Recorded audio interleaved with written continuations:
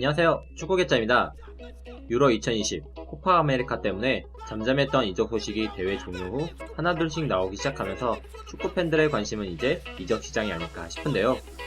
매년 이적 시장이 열리면 누가 팀에 남을 것인가 또는 떠날 것인가, 그리고 떠난다면 어느 팀으로 이동할 것인가 등 이적과 관련된 많은 이야기들이 기사로 매일 쏟아져 나옵니다.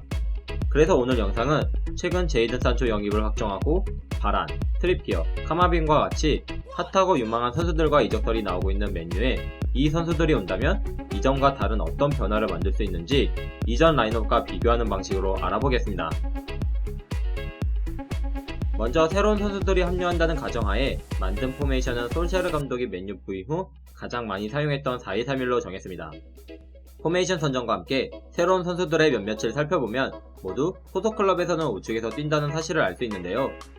이를 통해 지난 시즌 라인업과 비교 시 다음 시즌 맨유는 우측 라인의 대대적인 변화를 시도하려는 움직임을 보인다고 생각할 수 있겠습니다.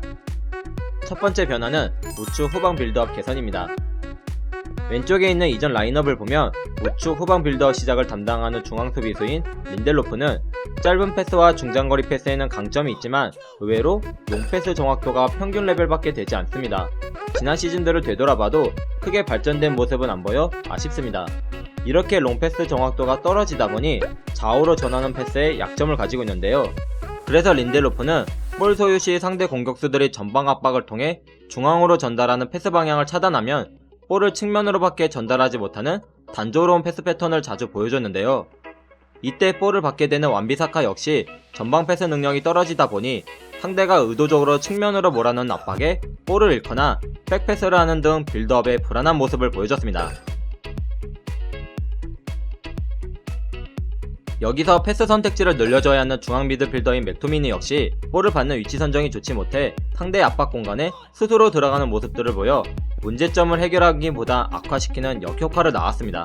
하지만 라파엘 바란과 트리피어 그리고 카마빈가가 합류하게 된다면 맨유는 이전보다 나은 우측 후방 빌드업을 개선시킬 수 있을 것으로 기대가 되는데요. 왜냐하면 라파엘 바란과 트리피어는 기존 선수들과 다르게 롱패스 성공률이 높고 좌우로 전하는 패스 빈도가 많기 때문입니다. 즉 상대의 압박에도 개인 능력으로 패스 선택지를 늘릴 수 있다는 점에서 이 두 선수만으로도 후방 빌드업을 개선시킬 수 있을 것으로 생각합니다.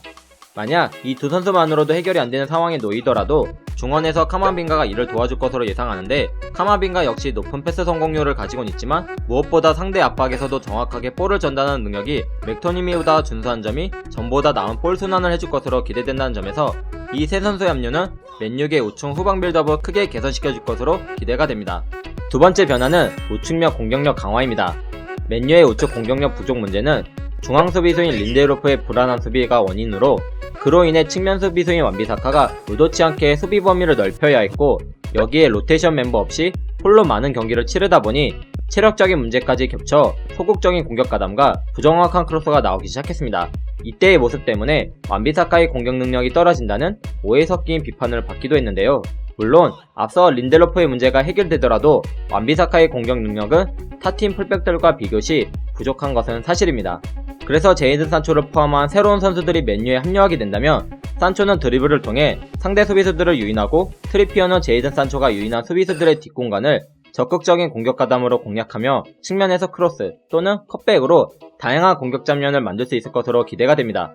트리피어의 적극적인 공격 가담으로 발생되는 뒷공간에 대한 커버 또한 수비 범위가 넓은 라파엘 바란이 해결할 수 있다는 점에서 맨유는 부족한 우측면 공격력 강화와 강화로 인해 발생할 수 있는 문제까지 해결할 수 있다는 점에서 새로운 선수들의 합류되길 기대합니다. 지금까지 이적설로 만든 21-22 시즌 맨유의 스쿼드와 전술 변화 포인트를 소개해드렸는데요. 가상 스쿼드였지만 현재 나오는 이적설들의 신뢰도를 봤을 땐 가능성이 전혀 없는 스쿼드는 아니라고 생각합니다. 설상가상 스쿼드가 완성되지 않더라도 현재 맨유의 이적 시장 행보를 보면 전과 다름을 알 수 있었고, 이 모든 것이 솔샤르 감독 부임 후 변화되고 있다는 점에서 다가오는 2020-22 시즌 맨유는 오랫동안 떨어져 있었던 프리미어리그 우승에 도전할 수 있는 시즌이 되지 않을까 생각하며 이번 영상을 마칩니다. 시청해주신 모든 분들께 감사드리며 영상이 좋았다면 구독과 좋아요를 부탁드립니다. 그럼 저는 더 발전된 영상으로 돌아오겠습니다. Coming soon!